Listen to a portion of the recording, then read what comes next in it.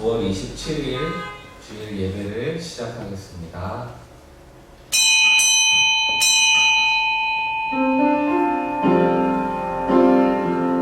여호와여, 이제 내가 주께서 주신 토지 소산의 만물을 가져왔나이다 하고 너는 그것을 내 하나님 여호와 앞에 두고 내 하나님 여호와 앞에 경배할 것이며 내 하나님 여호와께서 너와 내 집에 주신 모든 복으로 말미암아 너는 레위인과 너희 가운데 거류하는 객과 함께 즐거워할지니라. 아멘.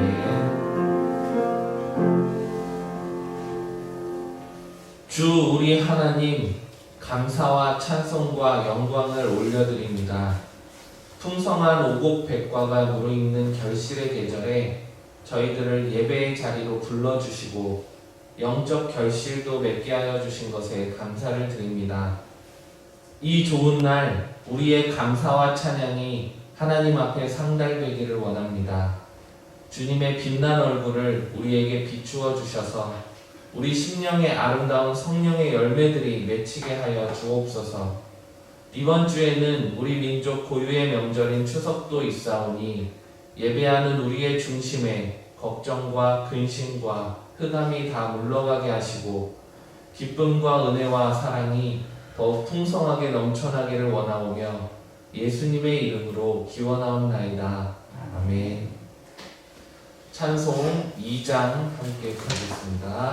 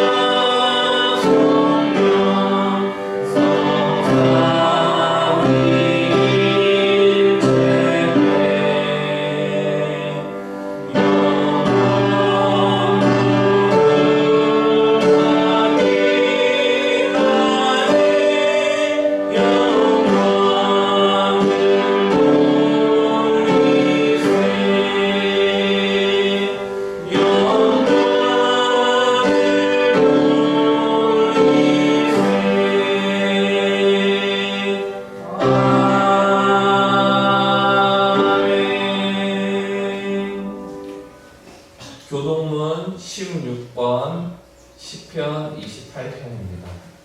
교동문 16번 시편 28편 함께 교독하시겠습니다. 여호와여, 내가 주께 부르짖으오니 나의 반석이여 내게 귀를 막지 마소서. 주께서 내게 전장하시면 내가 너를 내려가는 자와 대표하나이다. 내가 주의 지성소를 향하여 나의 손을 들고 주께 부르짖을 때에 나의 강건한 소리를 들으소서. 악인과 악을 행하는 자들과 함께 나를 끌어내지 마옵소서. 그들은 우리 제게로 하느나 그들의 마음에 나쁘긴 했다. 그들은 여호와께서 행하신 일과 손으로 지으신 것을 생각하지 아니하므로 여호와께서 그들을 파괴하고 건설하지 아니하시리로다. 여호와를 찬송하며 내 강건한 소리를 들으시리로다. 여호와는 나의 힘과 나의 방패이시니 내 마음이 그를 의지하여 도움을 얻었다. 여호와는 그들의 힘이시요 그의 기름 부음 받은 자의 구원의 요새이시로다. 아멘. 함께 주보에 있는 고백의 기도 하겠습니다. 사랑의 하나님, 한 주간 세상에서 살면서 더러워진 우리의 몸과 마음을 주님께 내어놓으며 용서를 구합니다. 주의 전에서는 성도로 살았지만 세상에 나가서는 죄인으로 살았습니다. 주일에는 하나님의 자녀로 행동했지만 평일에는 믿음 없는 세속의 사람으로 살았습니다. 험한 말로 형제와 이웃에게 상처를 주었고 패역한 행동으로 하나님의 영광을 가렸습니다. 기도하며 하나님을 의지해야 할 순간에 당황하며 걱정하였고 하나님께 감사해야 할 때에 교만하며 자랑했습니다.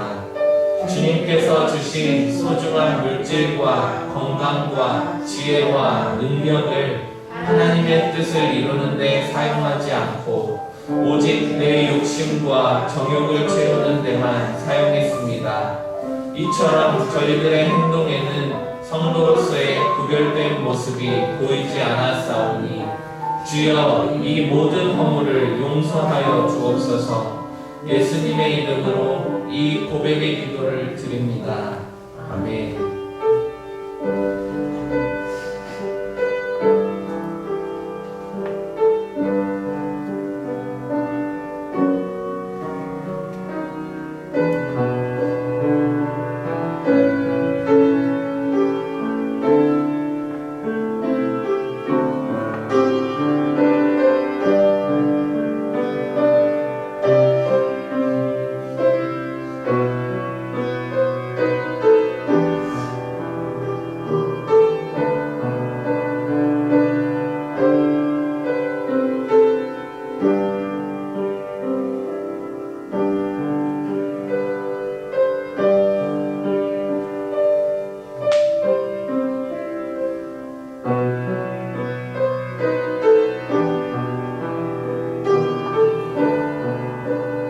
이에 여자에게 이르시되 내 죄 사함을 받았느니라.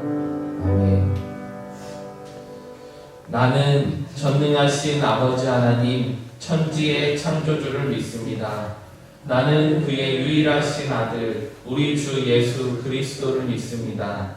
그는 성령으로 잉태되어 동정녀 마리아에게서 나시고 본디오 빌라도에게 고난을 받아 십자가에 못 박혀 죽으시고 장사된 지 사흘 만에 죽은 자 가운데서 다시 살아나셨으며 하늘에 오르시어 전능하신 아버지 하나님 우편에 앉아 계시다가 거기로부터 살아있는 자와 죽은 자를 심판하러 오십니다. 나는 성령을 믿으며 거룩한 공교회와 성도의 교제와 죄를 용서받는 것과 몸의 부활과 영생을 믿습니다. 아멘. 86장 찬송 듣겠습니다.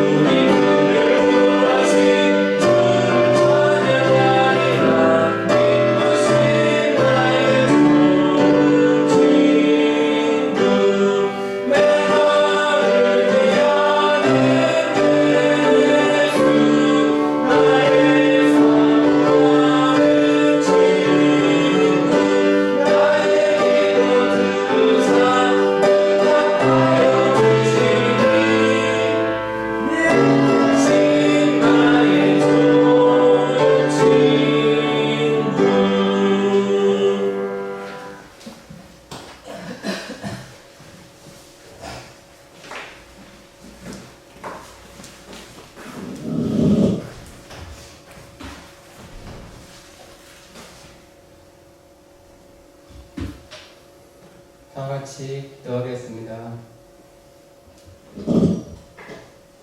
하나님 아버지, 광야 같은 이 세상, 전염병과 기근으로 사랑하는 주님의 자녀들이 고통 중에 있습니다. 저희 마음이, 저희 인생이 어둡고 캄캄한 흑암 중에 있습니다. 빛 대신 주여, 주 예수 이름 앞에 하루속히 코로나 바이러스의 어둠의 세력이 사라지게 도와 주옵소서. 저희의 아픔과 고통, 흘리는 눈물을 보사 코로나 전염병이 속히 사멸하게 도와 주시옵소서. 주 예수님, 저희는 작은 아이 같아서 한순간도 주님의 도움 없이는 살아갈 수 없음을 고백합니다.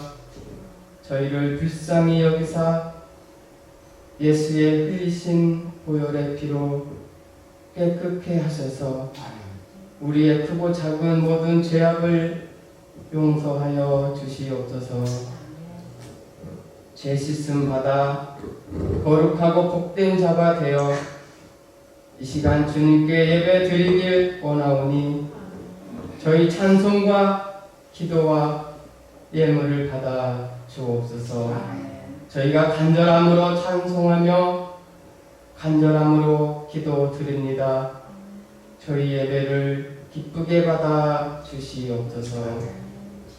주의 피로 세우신 동현교회를 붙드시어 반석 위에 세운 든든한 교회, 세상 풍파에도 흔들리지 않는 교회, 오직 말씀과 성령으로 주께 부르짖어 믿음으로 승리하는 교회, 세상의 본이 되고 교회의 본이 되고 성도의 본이 되는 교회가 되게 하여 주시옵소서.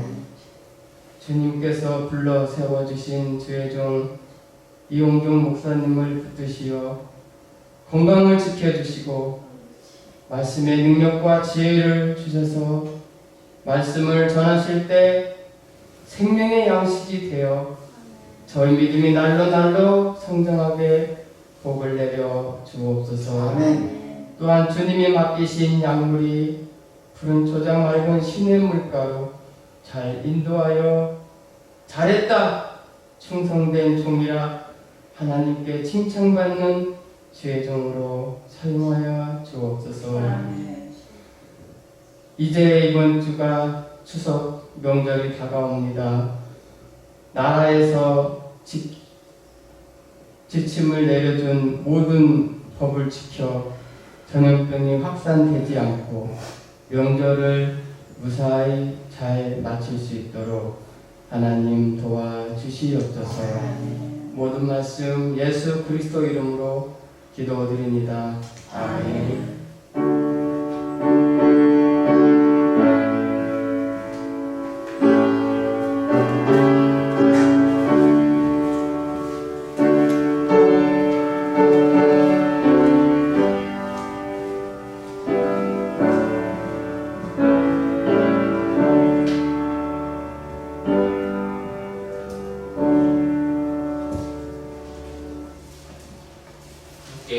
성경 말씀 보겠습니다. 빌립보서 2장 1절에서 4절까지 말씀입니다. 신약 성경 빌립보서 2장 1절에서 4절까지 말씀입니다. 신약 성경 319페이지에 있습니다. 빌립보서 2장 1절에서 4절까지 말씀입니다. 그러므로 그리스도 안에 무슨 권면이나 사랑의 무슨 위로나 성령의 무슨 교제나 긍휼이나 자비가 있거든 마음을 같이하여 같은 사랑을 가지고 뜻을 합하며 한 마음을 품어 아무 일에든지 다툼이나 허영으로 하지 말고 오직 겸손한 마음으로 각각 자기보다 남을 낮게 여기고 각각 자기 일을 돌볼 뿐더러 또한 각각 다른 사람들의 일을 돌보아 나의 기쁨을 충만하게 하라. 아멘. 지난주 내외는 일만 달란트 빚진 종과 백대나리온 빚진 종의 비유를 통해서 용서에 대한 말씀을 했습니다. 이번 주 말씀은 하나됨에 대한 말씀입니다. 공동체가 용서가 시행되고 공동체 안에 하나됨을 이루기 위해서는 오늘 말씀에 나온 네 가지의 권유와 네 가지의 방안, 이것이 시행되어야 됩니다.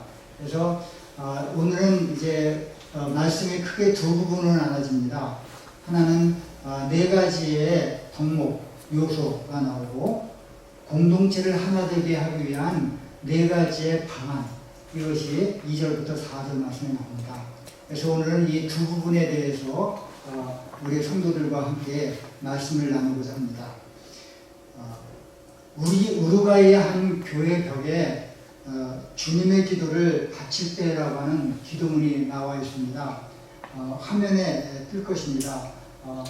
이 말씀은, 이 주님의 기도는 주기도문을 말하는데, 우리가 주기도문을 드릴 때에 말로만, 형식적으로만 드리는 경우가 많다는 것을 지적하는 그러한 내용이라고 볼 수 있습니다.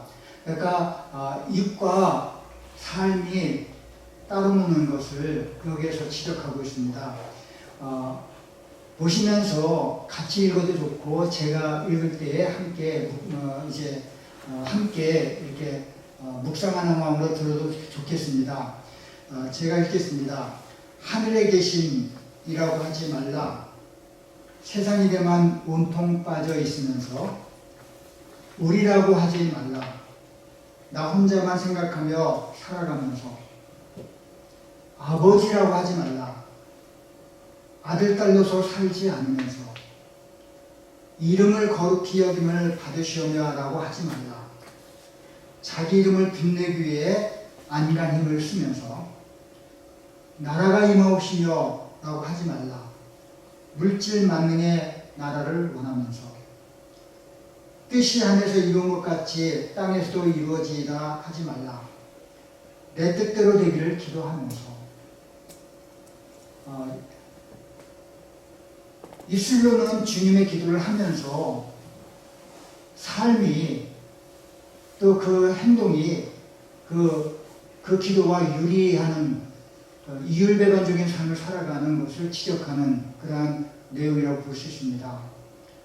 또 독일 라벤스부르크 수용소 벽에는 이런 기도문이 새겨져 있다고 합니다. 오 주님, 선한 의지를 가진 사람들만 기억하지 마시고 악한 의지를 가진 사람들도 기억하소서. 하지만 그들이 우리에게 가한 고통 일체를 잊지는 마옵소서. 그 대신 이러한 고통 때문에 우리가 맺은 열매를, 우리의 교제, 서로에 대한 충성, 겸손, 용기, 관대함을 기억하소서. 이 같은 고난으로부터 성장한 마음의 위대함을 기억하소서. 핍박한 자들이 주님 앞에서 심판받는 날 우리가 맺은 모든 열매들로 그들을 용서하소서. 나치의 그 살인적인 만행을 겪은 누군가가 한 기도문입니다. 바로 옆에 있던 사람이 갑자기 사라지는 광경을 망연자실 바라봐야만 했던 죽음의 공포에서도 박해자를 위해서 기도한 이분은 우리와 다른 특별한 사람이었을까요? 비록 이름 석자조차 남기지 않았지만은 이분의 삶은 이 기도 속에서 아마 큰 평화를 누렸을 것입니다.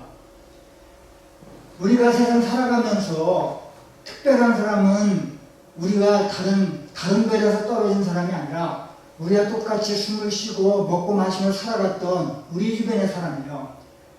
그런데 이분들은 이제 우리가 미처 생각하지 못했던 그러한 놀라운 일들을 행하고 있어요. 근데 이분들을 통해서 우리의 삶이, 우리의 세상이 살만한 세상이 되고, 우리가 이 세상에서 빛을 드러내는 원동력이 되는 역사가 나타날 줄 믿습니다.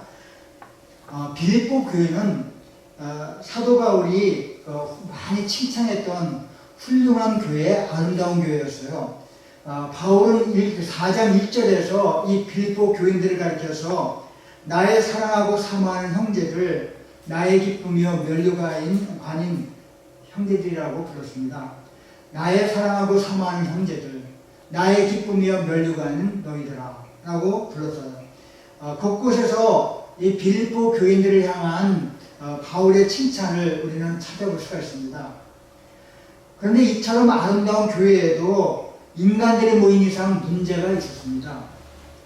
그리고 정말 사람들이 모인 곳은 여러 가지 이제 하나 되지 못하고 서로 분열하는 모습들이 빌립보 교회 안에서도 나타났던 것을 봅니다. 이 모습을 볼 때 우리가 이 세상 살아가는 것은 얼마나 성숙하고 성화되어야 될 존재인지를, 교회는 천국이 아니라 천국을 향해서 나아가는 공동체인 것을 말합니다. 그래서 제가 어렸을 때에 어떤 분은 교회 공동체의 성도들을 가리켜서 도상의 실존이라고 표현했어요. 이 도상의 실존이라고 하는 말은 길이를 가는 존재라고 하는 거예요. 우리는 완벽한 존재도 아니고 모든 것을 다 이루어서 바로 이 세상이 천국이 되는 것이 아니라 천국을 향해 가는 도상의 실존, 길을 가는 나그네다 하는 것을 말씀하고 있습니다. 1절에 보면은 그러므로로 시작하고 무슨이라는 말을 여러 번 반복해서 사용하는 것을 볼 수 있어요. 그런데 이것은 만일 그리스도인이 맞는다면, 만일 그리스도인이라고 생각한다고 하는 가정이 아닙니다. 이 그러므로 무슨이라는 말을 사용한 것은 마땅하다라고 하는 당위성을 표현하는 것입니다. 다시 말하면은 권면이나 위로나 교제나 긍휼이 있는 것이 마땅하다는 거예요. 우리가 하나님의 교회, 또 이렇게 조금 미완성이고 또 부족한 인간들이 모인 교회를 하나로 만들기 위해서는 네 가지의 요소, 덕목을 갖춰야 된다 하는 것을 1절에서 말씀하고 있습니다. 1절 말씀을 같이 읽겠습니다. 시작. 그러므로 그리스도 안에 무슨 사랑의 무슨 위로나 성령의 무슨 교제나 긍휼이나 자비가 있거든. 여기 보면 사도 바울이 네 가지의 덕목을 말합니다. 하나는 권면이고, 또 하나는 위로고, 세 번째는 교제고, 네 번째는 긍휼과 자비입니다. 이 권면과 위로와 교제와 긍휼과 자비, 이것은 빌립보 교인들이 이 한 마음과 한 뜻을 가지고 이루어 나가야 될 그러한 덕목들이에요. 이 덕목들이 교회 안에 있을 때 비로소 교회가 하나가 되고 정말 한몸된 공동체로서 바울의 기쁨, 사역자의 기쁨이 될 수 있다고 하는 것을 말씀하고 있습니다. 그렇다면 이 한 가지 한 가지 잠깐 말씀을 드리도록 하겠습니다. 첫 번째 덕목이 무엇인가 하면 그리스도 안에서의 권면입니다. 권면이라고 하는 것은 곁에서 이름을 부르는 데서 유래했습니다. 곁에서 이름을 부른다 하는 것이 권면입니다. 다시 말하면 이 권면이라고 하는 말 속에 포함된 건 격려입니다. 격려. 우리가 위로와 격려를 할 때에 상대방에 대해 자기 생각을 강하게 주장한다면은 상대방의 마음을 얻기가 힘들어요. 바울은 그리스도 안에서 상대방을 격려하고 위로해야 한다고 말합니다. 이러한 위로와 격려는 비슷한 처지에 있는 성도들을 효과적으로 이해하며 세워주면서 그의 공동체를 하나 되게 하는 원동력이 되는 거예요. 그래서 우리가 먼저 이제 하나됨을 위해서 우리가 부르심을 받았다면은 우리는 먼저 상대방을 격려해 줘야 돼요. 상대방에게 많은 위로를 줘야 됩니다. 그래서 그것이 그리스도 안에서 이루어져야 된다는 것을 말씀하고 있어요. 비판은 사람을 세워주지 못합니다. 권면, 격려하는 것이 그 사람을 아름답게 세워주는 요인이 되고, 내 주변을 하나가 대하는 덕목이 된다는 거예요. 많이 격려하시기 바랍니다. 두 번째로는 위로입니다. 성령의 위로가, 사랑의 위로가 나온다. 위로라고 하는 말은요, 두 가지 단어가 합성된 거예요. 곁에서라는 단어와 이야기하다라는 단어가 합성된 것이 바로 위로입니다. 그 위로는 일방적으로 내 얘기만을 전달하는 것이 아니라 상대방의 동의와 교류를 구하는 것이 위로입니다. 다시 말하면 상대방의 처지에 들어가서 그 사람을 입장을 이해해주고 그 사람과 함께 동의를 나누는 것, 이것이 바로 위로라고 볼 수 있습니다. 어떻게 우리가 상대방의 공감을 이끌어낼 수 있을까? 거기는 사랑이 전제가 되어야 돼요. 그래서 사도 바울은 사랑의 위로라고 표현했습니다. 빌보서 3장 사랑의 위로는 서로 진정한 사귐을 갖게 하고 공감대를 얻게 합니다. 그로 인해서 교회 공동체가 하나가 될 수 있어요. 우리 교회는 하나가 되기 위해서는 위로를 많이 해줘야 돼요. 그래서 제가 좀 아까도 우리 김태용 집사님이 저를 위해서 기도를 했는데 그 기도가 많은 위로가 돼요. 그러니까 나를 위해서 기도를 하는구나. 나를 격려해주고 위로해주는구나. 이것이 교인들을 사랑하는 성도 이제 교역자의 마음이기도 하고, 그것을 통해서 제가 위로를 받아서 여러분을 더 많이 사랑할 수 있게 되는 역사가 있게 될지 믿습니까? 위로와 격려, 권면과 위로, 이것이 바로 교회 공동체 하나로 세워지는 덕목이라고 볼 수 있습니다. 세 번째 덕목은 교제입니다. 성령의 교제라고 했습니다. 교제라고 하는 말은 여러분이 잘 들었던 코이노니아라는 말입니다.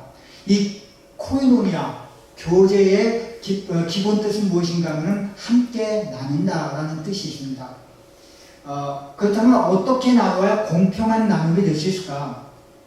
무조건 똑같은 분량으로 나눈다고 해도 공평하지 않다고 툴툴거리는 사람이 있어요. 각자의 분량에 따라 차등을 두어서 나눈다고 해도 역시 공평하지 않다고 툴툴거리는 사람들이 있습니다. 이렇게 공정성에 대한 불만이 쌓이게 되면은 나누는 것 자체에 대한 회의가 될 수가 있어요. 오히려 교제한다고, 코이노니아한다고, 나눈다고 했을 때에 오히려 문제를 더 발생시키는 경우가 많이 있다는 것입니다. 선한 의도로 나누려고 하는데 그 나눔이 원래 의도가 벗어나서 아주 이제 엉뚱한 것으로 이렇게 비화가 되고 오히려 나눔으로 인해서 공동체가 깨지는 역사가 일어나는 것을 볼 수 있어요. 2차 재난지원금이 지금 지급되고 있습니다. 1차 때에는 온 국민에게 지급되었지만 2차 때에는 선별 지급을 하고 있죠. 선별 지급을 하는데 여기저기서 볼멘 소리가 터져나오고 있어요. 1차 때처럼 국민들에게 모두 골고루 지급했을 때에는 지원금을 받으면서도 온갖 소리들이 들려왔어요. 나눠주는데도 온갖 소리가 들려오더라고요. 그리고 불평불만이 참 많더라고요. 그런데 말이죠, 지금처럼 선별 지급을 하면은 받아도 불만, 안 받아도 불만입니다. 어느 장단에 맞춰서 춤을 춰야 될지 몰라요. 나눠주면은 감사함을 받으면 되는데 받은 사람도 불평하고 받은 사람도 불평하고 그러면서 이제 돌멘 소리를 여기저기로 터져나가요. 오히려 아예 안 주는 게 나을 것 같아요. 이럴 때. 예루살렘 초대교회에서도 이런 불만의 소리가 터져나왔죠. 사도행전 6장에 보면은 예루살렘 교회가 구제를 합니다. 구제를 하는데 예루살렘 히브리파 과부들과 헬라파 과부들에게 구제금을 나눠주는데 말이죠. 헬라파 과부들이 자기들에게 구제가 소홀하다고 하는 것 때문에 히브리파 사람을 원망하게 되고 이로 인해서 초대교회가 둘로 갈라지는 그런 일들이 나타나요. 교제, 코이노니아는 선한 뜻으로 하는데 말이죠. 그 코이노니아가 오히려 나눔이 오히려 교회를 분열시키는 원인이 됐다는 거예요. 예나 지금이나 무엇을 어떻게 나누는지 사람의 생각으로는 한계가 있습니다. 누구나를 다 만족시키긴 참 어려운 것 같아요. 그래서 예루살렘 초대교회는 어떻게 했습니까? 역할을 분담했어요. 그래서 사도들이 그 구제에 동참하다 보니까 사도들에게 비난의 화살이 퍼부어지거든요. 그래서 사도들이 그 구제의 손길을 구제의 역할에서 빠졌습니다. 사도들은 말하기를 우리는 기도하는 일과 말씀 전하는 일에 전무하겠다고, 그러면서 구제를 공평하게 공정하게 전달할 수 있는 그러한 7 집사를 세워서 그들로 하여금 나눔을 실행하게 합니다. 오늘 사도 바울은 이 나눔이 공정하게 하나 되는 도구로서 사용되기 위해서 바울은 성령의 도우심을 받습니다. 성령의 도움이 있을 때에만, 성령의 의도가 우선시될 때에만 비로소 참된 교제와 나눔이 있다는 거예요. 바로 이 성령의 교통하심으로 말미암아 교회 공동체 안은 세상의 사귐과는 다른 거룩한 교제가 이루어지고 하나됨의 역사가 나타나게 될 줄 믿습니까?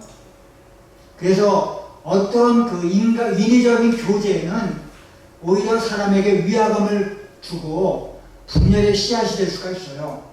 근데 성령의 도우심을 통한 교제, 성령의 의도를 가지고 나누는 교제, 그것이 진정 이제 그 나눔을 통해서 공동체가 하나가 될 수 있다. 첫 번째 덕목은 권면 격려입니다. 두 번째 덕목은 위로입니다. 세 번째 덕목은 교제죠. 네 번째 덕목이 있어요. 네 번째 덕목은 바로 긍휼과 자비입니다. 여러분, 긍휼이라고 하는 것은 지난주에 제가 잠깐 말씀을 드렸는데, 이거는 몸 안에 있는 장기를 말합니다. 내장을 말합니다. 만달란트 빚진 종이 주인 앞에 와서 좀 참아주셔서 내가 반드시 갚겠다고 울면서 얘기했을 때에 그 주인의 마음에 그를 불쌍히 여기는 마음이 생겼죠. 이 불쌍히 여긴다는 것이 바로 여기서 말하는 긍휼이라고 하는 것입니다. 긍휼은 간절하고 애틋한 마음으로 상대방을 바라보는 것인데, 이 긍휼이라고 하는 마음을 애를 끊는다, 다시 말하면 창자를 끊는 아픔, 이것이 바로 긍휼이 여기는 것입니다.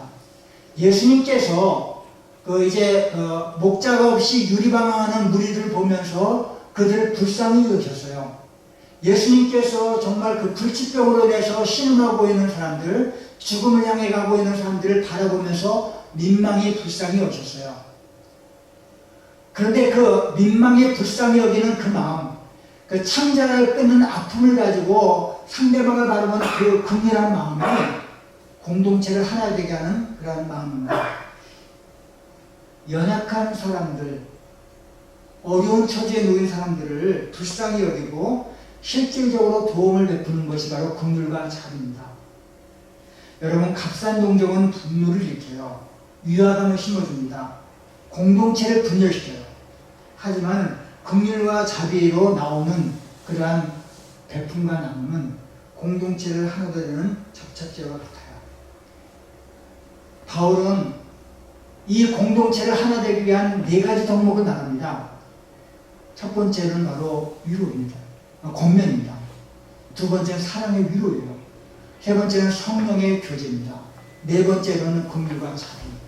이것이 바로 공동체를 하나 되게 만드는 덕목들이라고 했어요. 그 다음 이 덕목들을, 이 4가지 덕목들을 어떻게 사용해야, 어떤 방법으로 사용해야 이 교회 공동체가 하나가 될 수 있을까? 이것이 바로 2절부터 4절 말씀에 나오는 말씀입니다. 그것은 바로 4가지의 방안이라고 볼 수가 있어요. 공동체를, 이 4가지 덕목을 가지고 공동체를 하나 되기 위한 방안 4가지가 있어요. 첫 번째 방안은 바로 같은 사랑을 가져야 됩니다. 우리 2절 3반절 말씀을 같이 읽겠습니다. 시작. 마음을 같이 하여 같은 사랑을 가지고. 이 같은 사랑이라고 하는 것은 동일한 출처에서 나오는 사랑입니다.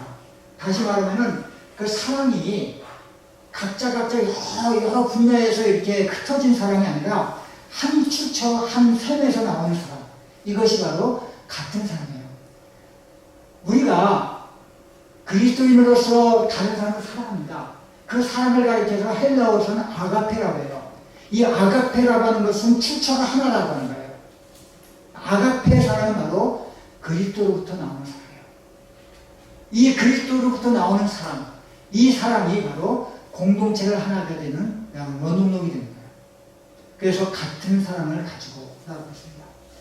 골로새서 3장 14절 말씀을 같이 읽겠습니다.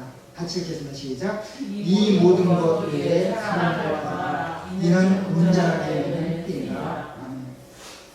예수 그리스도 안에서 나오는 사랑, 주님 안에서 나오는 그 사랑을 가지고 형제를 사랑하는 것은 바로 온전히 매는 띠라고 했어요. 이 사랑, 이것은 바로 같은 사랑을 가지고 하나가 되게 온전히 매는 띠로 하나 묶는 역사가 나타나는 것이 바로 사랑입니다. 두 번째 이제 공동체를 하나로 묶는 방안이 무엇인가 하면 바로 한 마음을 품어야 됩니다. 한 마음. 2절 하반절 말씀을 같이 읽겠습니다. 시작. 뜻을 합하여 한 마음을 품어. 모든 것이 갖추어진 듯 보였던 아름다운 빌립보 교회가 당면한 것이 있었어요. 그것은 4장 1절에서 4장서 쭉 보면은 이 빌립보 교회도 유오디아와 순두계라고 하는 두 여자가 파벌을 형성합니다. 그 서로 싸워요. 서로 싸워. 유오디아와 순두계 둘이서 교회의 어떤 그 이제 중요한 직책을 맡았던 두 여장부였거든. 근데 두 사람이 서로 교회 안에서 주도권을 가지고 싸워요. 사도 바울은 그 모습을 보면 참 안타까워했겠죠. 그러면서 권면도 하고 위로도 하고 또 성령의 교제를 나누고 긍휼과 자비를 가지고 그 덕목을 가지고 교인들에게 얘기합니다. 그러면서 같은 사랑을 가지고 하라고, 같은 사랑을 하라고, 한 마음을 품으라고 말합니다. 한 마음을 품을 때에야 아름다운 모습들이 지속적으로 발전될 수 있어요. 여러분, 우리 교회 안에도 생각이 다른 사람들이 참 많습니다. 현 시국을 바라보는 관점도 서로 다르고 코로나 사태를 대처하는 방법도 서로 다릅니다. 온 교회가 지금 비대면 예배를 시행하고 있는데 이 교우들 사이에서도 각자 생각이 다 달라요. 그래서 어떤 분들은 이 비대면 예배를 강요하는 그 정부를 향해서 그 종교 핍박이라고 얘기하고 어떤 사람들은 서로 감염병 예방을 위해서 필요한 조치라고 얘기합니다. 똑같은 사건을 보면서 똑같이 우리 앞에서 일어나는 일들을 보면서도 해석하는 관점이 정반대인 경우가 많아요. 그래서 도대체 어떻게 해야 할까?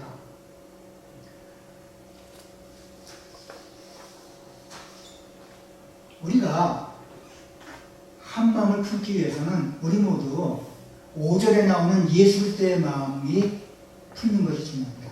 5절 말씀을 보면은 너희 안에 이 마음을 품라. 곧 그리스도 예수의 마음이라. 사도 바울이 한 마음을 품으라고 하면서 바울이 빌립보 교인들에게 제시하는 것이 바로 예수 그리스도의 마음. 우리가 예수 그리스도의 마음을 품을 때에 그 마음으로 우리는 한 마음을 품을 수가 있고 이 교회가 중구난방되지 않냐고 하나로 묶일 수 있다. 제가 며칠 전에 어느 목사님을 만났어요. 그 목사님이 그 은퇴를 하고 나서 이제 어느 조그만 교회에 은퇴를 한 후에 조그만 교회 목사님이 모실 형편이 못 돼서 그 교회 가서 이제 설교를 하고 이제 예배를 인도합니다. 근데 그 교회에 가서 보니까 그 조그만 교회도 두 쪽으로 나눠져 있다. 서로 의견이 달라서 교인들이 몇 명 되지 않는 교회에도 서로 네가 오늘 내가 오늘 싸우고 있다. 그러면서 참 안타깝다고. 그러면서 저한테 묻더라고요. 목사님 교회는 어떠냐고. 분파가 있지 않냐고. 제가 그런 얘기 했어요. 다 생각은 다를 수가 있어요. 다 노선도 다를 수가 있어. 그 우리 교회는 그 서로 네가 오늘 내가 오늘 싸우지 않는, 우린 분파가 없다고. 그랬더니 참 부럽다고 얘기해요. 여러분, 교회는 한 마음을 품어야 돼요. 한 마음을 품어야 되는데 어떤 마음입니까? 그리스도의 마음, 예수 그리스도의 마음을 품어야 그 교회는 하나가 될 수 있어요.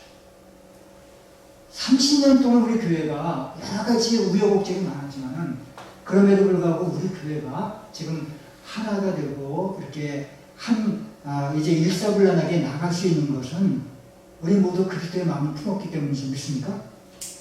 그리스도의 마음을 품어야 돼요.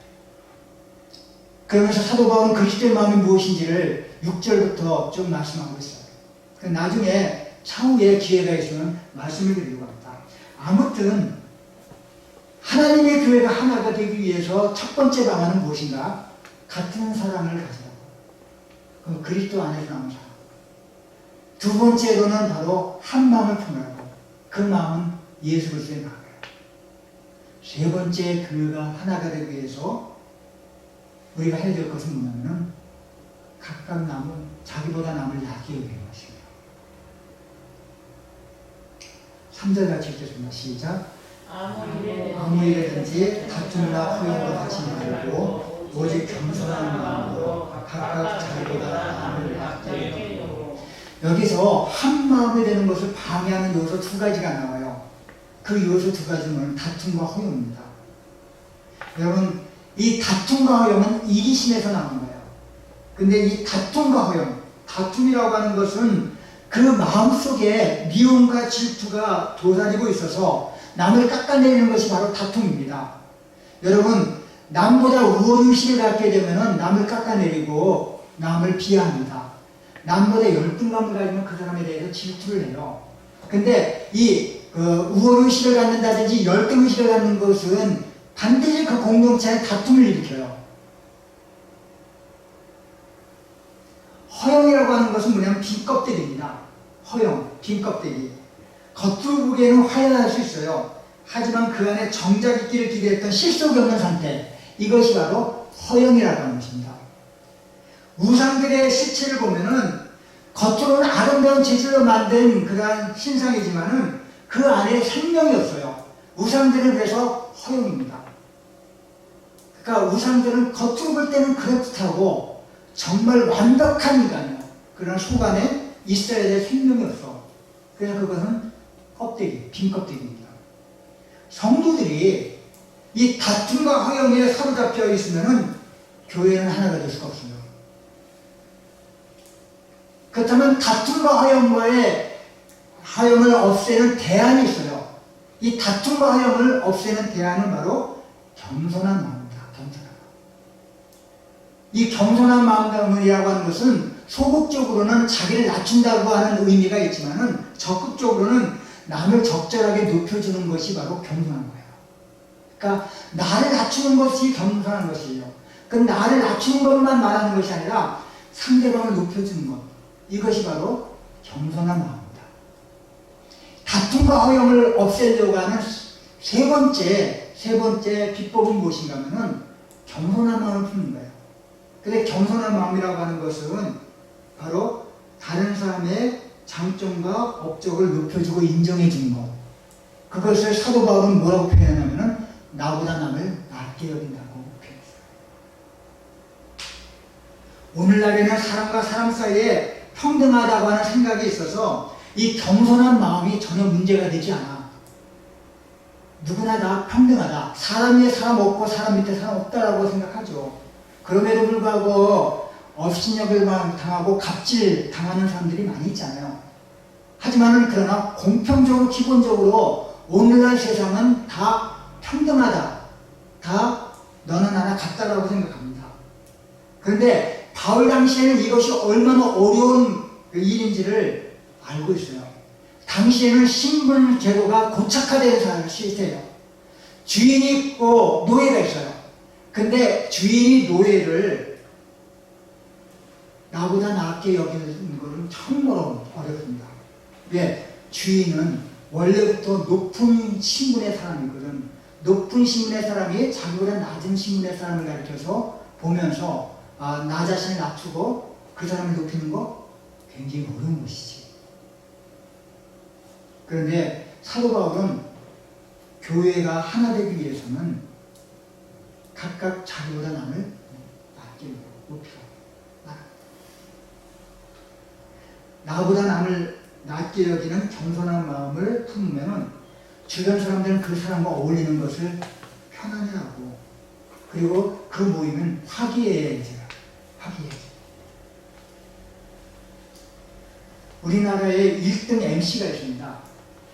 우리나라에서 최고 MC가 바로 유재석이라고 얘기해요.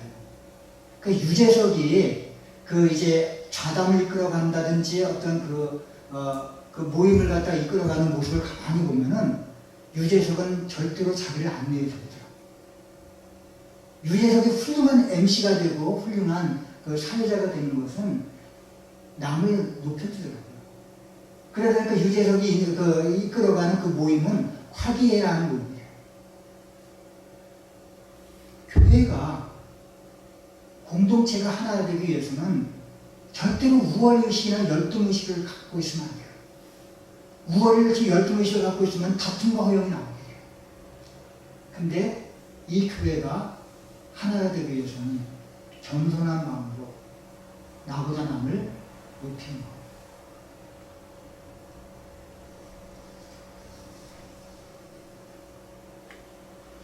아르헨티나와 칠레의 국경의 국경에 위치했던 해발 3,832m의 우스카야타 고개에는 예수님 동상이 서 있다고 합니다. 안데스의 예수님 상이라고 불리는 이 청동상은 양국의 분쟁이 평화롭게 해결된 것을 기념해서 1904년 3월 13일에 제작되었어요.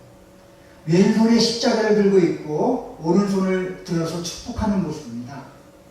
그런데 이 지형과 여러 가지 조건을 따지다 보니까 동상이 자연스럽게 아르헨티나 쪽을 바라보게 됐어요. 그러자 칠레 사람들 사이에서 돌멘 소리가 나오기 시작했어요. 왜 우리에게는 예수님이 등을 돌리고 있느냐고, 저들에게만 예수님의 축복이 임하라는 거야 하면서 불만의 소리들이 터져 나오기 시작했어요. 칠레 사람들이 원성이 커지자 양국 간의 화해 분위기에도 차츰 금이 나기 시작했습니다. 서로 화해의 상징으로 예수님의 동상을 세웠는데 그 예수님의 동상이 화근이 되는 거예요. 이때 어떤 신문사 편집국장이 사설을 썼는데 다행히 그걸로 인해서 이 소란들이 잠잠해졌어요. 그는 예수님 상이 칠레에 등을 돌린 이유를 이렇게 해석을 했습니다. 예수님 상이 아르헨티나 쪽을 향해서 있는 것은 예수님 입장에서 칠레보다 아르헨티나에 할 말씀이 더 많아서이고, 아르헨티나에 예수님의 관심과 교훈과 책망이 더 필요하기 때문이다. 칠레의 진정한 지도자는 누구였을까? 온 국민을 분노로 들끓게 했던 정치인들이었을까? 들끓는 적개심을 잠재운 편집국장이었을까? 여러분들, 우리는 지금 매소리가 참 많은 시대에 살고 있어요. 제각기 자기가 옳다라고 하면서 남의 의견을 깎아내리고 정죄하는 그러한 일들이 매스컴 속에서도 서로 진영놀이 속에서도 심각하게 나타나고 있어요. 이때에 우리에게도 편집국장 같은 그러한 통찰력을 가진 사람이 필요합니다. 직장에서, 교회에서, 학교에서 무슨 일이 일어나더라도 분노에 불을 지피는 사람이 아니라 깊은 통찰력으로 분노를 가라앉힌 사람, 그 사람으로 인해서 들끓는 그런 분노의 소리들을, 볼멘 소리들이 잠잠해지고 공동체가 하나가 된 역사가 나타나게 될지 믿습니까? 그래서 다툼과 허용을 하지 않고 겸손한 마음으로 나보다 남을 낮게 여기는 사람, 그런 태도를 통해서 교회 공동체가 하나 되고 있습니다. 마지막으로 바울이 말한 것은 무엇인가 하면 바로 자기 일과 다른 사람의 일을 돌아보라고 하는 것입니다. 4절 말씀을 같이 읽겠습니다. 시작. 각각 자기 일을 돌아볼 뿐더러 또한 각각 다른 사람의 일을 돌보아 나의 기쁨을 충만하게 하라. 돌본다고 하는 말이 나오는데요. 이 돌본다고 하는 말은 자기 일에 충실할 뿐만 아니라 다른 사람의 일에도 관심을 가지는 것입니다. 자기 욕심을 채우려고 자기 일에만 집념하는 것은 이건 돌보는 것이 아니에요. 다른 사람의 유익을 위해서 애쓰고 봉사하고 하는 것이 바로 돌보는 것입니다. 이것은 다른 사람의 형편을 돌아보면서 서로 짐을 나눠지는 것, 이것이 바로 돌봄입니다.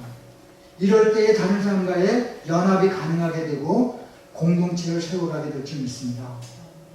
교회는요, 돌봄의 공동체가 되어야 돼요. 그래서 나보다 힘들어하는 사람들, 어떤 사람들의 필요가 있다고 하는 것을 알게 되면 그 사람의 필요를 채워주고 배려해 주는 것, 이것이 바로 돌봄입니다. 공동체를 하나가 되게 하는 것은 돌봄, 배려입니다.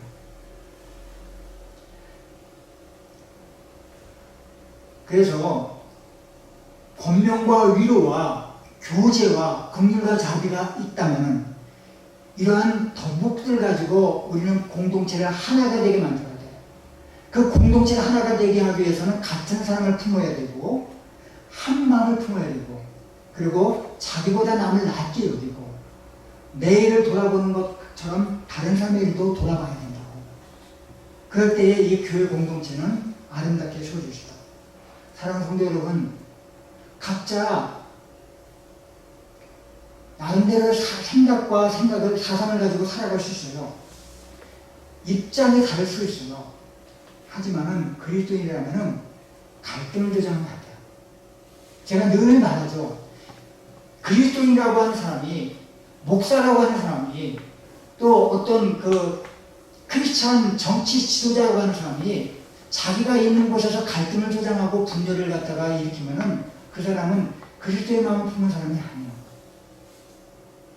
우리는 같은 사랑을 가져야 되고 한 마음을 품어야 되고 겸손한 마음으로 각각 자기보다 남을 낮게 여기고 내일을 돌아볼 뿐도 다른 사람의 일도 돌아보고 배려해야 합니다. 이것이 바로 내가 속한 공동체를 하나 되게 하는 귀한 그리스도의 삶이 될 줄 믿습니까? 여러분, 자기를 나눔으로써 함께 누리는 협력의 정신을 우리는 동물들에게서도 볼 수 있어요. 남극 지방의 혹한은 상상을 초월합니다. 한겨울의 기온은 영하 60도, 70도가 보통이라고 합니다.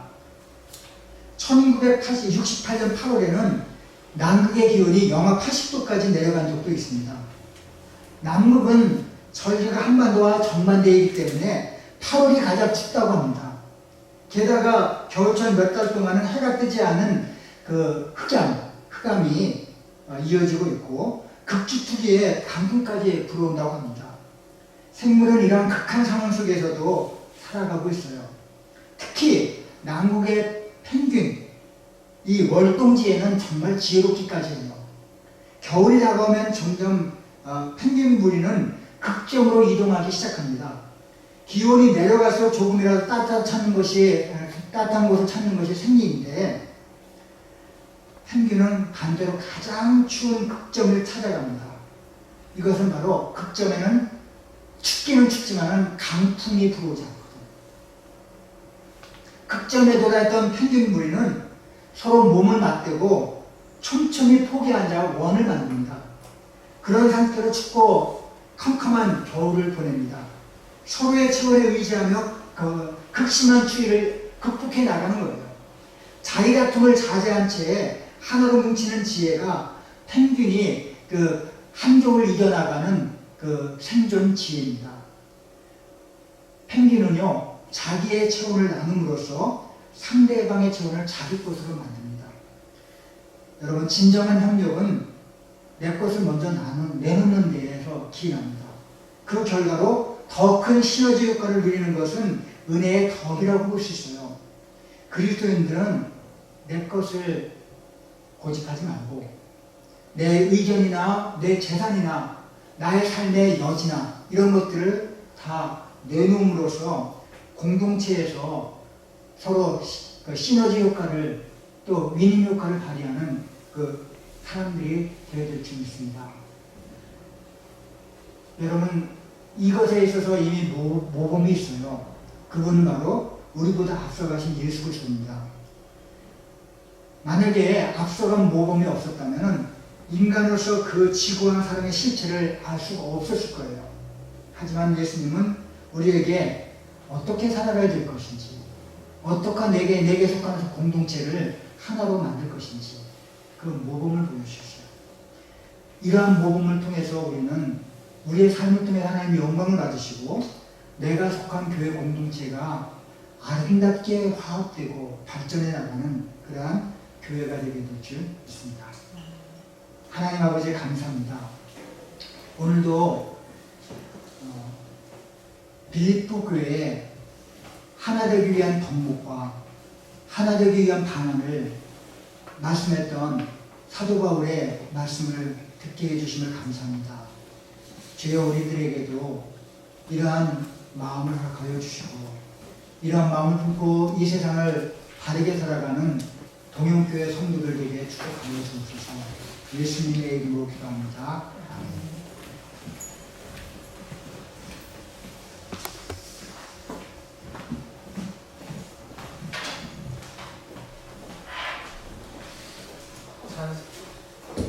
찬송 455장입니다.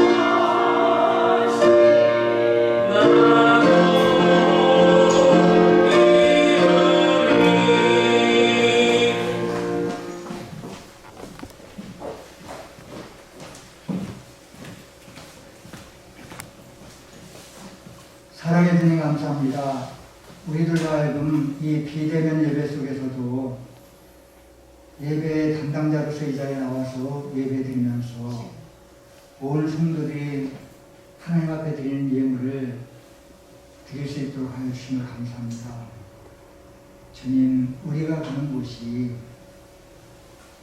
작은 천국이 되게 하여 주시고 작은 나눔이 이루어지는 아름다운 공동체가 되게 하여 주시고 갈갈이 흩어져 있고 서로 찢겨 있는 이 나라, 이 민족에게 정말 화합이 될 수 있는 우리의 마음과 우리의 삶이 되게 인도하여 주옵소서. 그러므로 말미암아 우리가 가는 곳이 분열이 있는 곳이 일치를 심어주는 그러한 아름다운 교회, 우리의 삶, 우리의 지역사회가 되게 축복하여 주옵소서. 이 시간 귀한 예물을 드리는 손길마다 축복하여 주시고 이 자리에 나와서 예배의 담당자로서 수고하시는 장로님 네 분과 모든 권사님들, 집사님들, 우리 청년들까지 하나님께서 큰 축복으로 채워주시며 특별히 영상을 준비하고 예배를 인도하는 전도사님 두 분 전도사님에게 큰 은혜로 내려주시고 비록 이 자리에 계시지 않지만 모든 분들이 한 마음으로 이 예배에 동참하며 예수 그리스도의 영으로 하나가 되는 우리 동영교회가 되게 축복하여 주옵소서. 오늘도 함께해 주신 하나님, 이 예배를 받아주신 우리 모든 성도들, 우리 이 예배를 받아주신 모든 예수님 앞에 모든 영광을 올려드리며 예수 그리스도의 이름으로 기도하옵나이다. 아멘.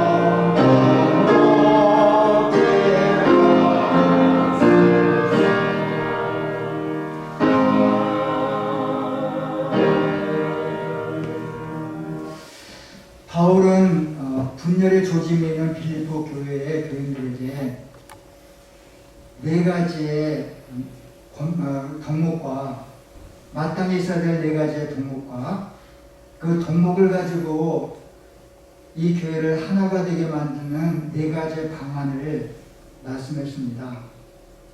우리는 한 가지 한 가지 시행하기 어렵지만은 그러나 이것을 모두 하나로 묶어주는 예수 그리스도의 마음을 품고 이 세상에서 내가 속한 공동체를, 내가 속한 지역사회를, 내가 속한 직장과 학교와 또 내 가정과 내가 만나는 모든 지역사회 사람들을 하나로 묶어주는 접착제가 될 수 있게 되기를 주님의 이름으로 기원합니다. 이제는 우리 구주 예수 그리스도의 은혜와 하나님 아버지의 극진하신 사랑하심과 성령님의 감화 감동 교통님도 충만하시니 늘 내가 속한 자그마한 이 공동체 안에서 지역사회 안에서 교회 안에서 또 내가 속한 모든 모임 안에서 그곳을 하나로 묶어주는 예수 그리스도의 마음을 품고 이 세상을 살아가게 되기를 원하는 사랑하는 성도들 머리머리 위에 우리를 거룩한 앞길에 이제로부터 영원히 함께 하시기를 축원하옵나이다. 아멘.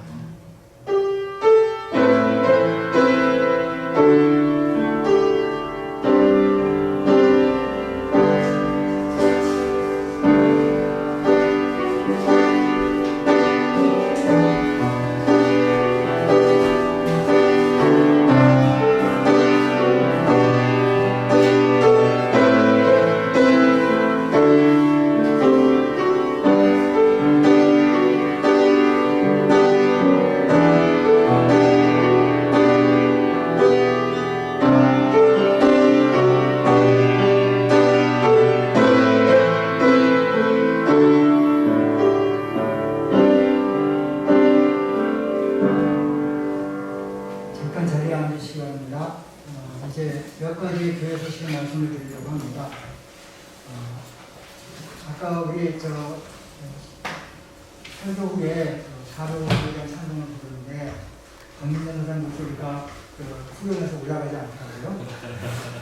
그래서 우리 전도사님도 젊지 않구나.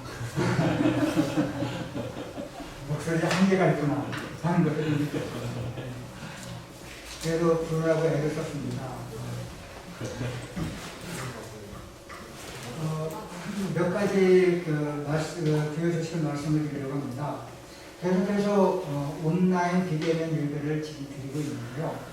그런데 이제 저에게 문자로 오기는 10월 11일까지 비대면 예배를 연장을 해달라고 하는 요청이 왔어요. 그런데 이제 조금 여지가 있습니다. 이제 비대면 예배를 하지만은 이제 작은 교회는 20명 내외 또 큰 교회는 50명 내외의 이제 예배는 온라인 이제 오프라인에서 가능하다고 이렇게 말합니다. 그래서 이제 제가 주보에는 그런 광고를 냈기 때문에 이번 주는 이제 새벽 기도를 이제 그냥 지금처럼 저희 묵상으로 하겠지만은 만약에 다음 주에도 이제 지금 같은 추세가 되게 되면은 새벽 기도는 다음 주로부터 드려도 괜찮을 것 같아요. 그러니까 이번 주까지는 못하더라도 그래서 이것도 이제 아닙니다라고 안 됩니다라고 하는 그런 지난 우리 장로님이나 전도사님이 저에게 말씀하셨던 것처럼 그런 말씀이 들리면은 그것도 이제 여기 나온 것처럼 대면 예배가 허용될 때까지는 중단하겠지만은 아무래도 이제 제가 아까 여지가 있었다고 말씀했죠. 그래서 비대면 예배를 하지만은 그러나 교회의 교회의 입장에 따라서 이제 온라인 예배가 오프라인 예배로 이 교회에 나와서 예배하는 것을 새벽 기도는 다음 주부터는 할 수 있지 않을까. 일단 추석 지나고 나서 다음 주에 상황 봐갖고 새벽 기도만은 하고 싶은 생각이 듭니다. 그래서 그것은 이제 상황 봐서 하고요. 이번 주까지는 비대면 예배에 계속 합니다. 그래서 새벽 기도도 수요일 저녁 예배도 드리지 않도록 하겠습니다. 계속 이제 몇 주 동안 계속 비대면 예배를 드리면서 우리 전도사님 두 분과 또 이제 장로님 네 분 그리고 이제 기도자 또 이제 늘 이렇게 재정을 이제 맡아 수고하시는 우리 안용호 권사님 그리고 영상을 띄워주는 우리 예술자매와 반주해주는 우리 희선자매에게 감사합니다. 비록 우리가 감사를 표하지 못하지만은 아까 격려 위로에 대해서 말씀했었잖아요.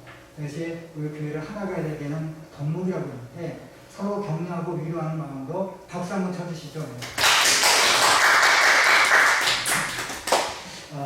그리고 이제 다음 주 기도 담당하실 분은 강도덕 장로님이신데 안 나올 가능성이 크죠. 그래서 일단은 그래도 넣었습니다. 그리고 이번 주 화요일 그 새벽 기도는 박예찬 전도사님, 10월 6일 다음 주 화요일 새벽 기도는 김민태 집사님 담당해 주시면 감사하겠습니다. 그리고 이번 주 그 수요일 그 9월 30일부터 10월 4일까지는 추석 명절입니다. 정말 이제 기도 제목에 나온 것처럼 이 추석 명절을 저희들이 지내면서 누구에 찾아가는 것도 또 이제 어르신을 방문하는 것도 전부 금지가 됐어요. 그래서 추석 명절을 조용하게 이제 가족끼리 오붓하게 보내시기 바랍니다. 여기 보면은 평안한 명절, 화목한 명절, 건강한 명절을 잘 보내시기 바랍니다. 그리고 이제 한 주간 동안 이제 서예솔자매 중보기도를 요청합니다. 첫째는 매일 기도와 말씀 묵상으로 주님을 가까이 하는 삶이 되기를. 두 번째, 부모님, 서인태 집사님과 최일숙 권사님, 오빠, 서용희 이제 오빠의 가정, 건강을 지켜주시고 가족 모두 주님을 더욱 사랑하는 믿음 생활을 위해서. 세 번째로는 직장 생활을 지혜롭게 감당하기 위해서. 우리 서예도 자매를 위해서 이 기도할 때마다 이제 중보기도 해주시기 바랍니다. 우리 예술자매는 정말 그 이제 말없이 정말 있는 데 없는 데 녹아들면서 이제 공동체를 정말 하나로 만드는 귀한 그 은사가 있습니다. 그래서 우리 예술자매를 많이 축복해 주시고 한 주간 동안 격려하면서 기도해 주시면 감사하겠습니다. 그리고 이제 서로 이렇게 한 주간 동안 또 이렇게 코로나 바이러스를 잘 이겨나가고 정말 은혜스럽게 다음 주에 만나게 되는 그런 예배가 되기를 바랍니다. 오늘 특별히 오래간만에 나오셔서 기도해 주신 우리 김태종 목사님께 감사드립니다. 또 김태종 목사님께 다시 한번 격려 위로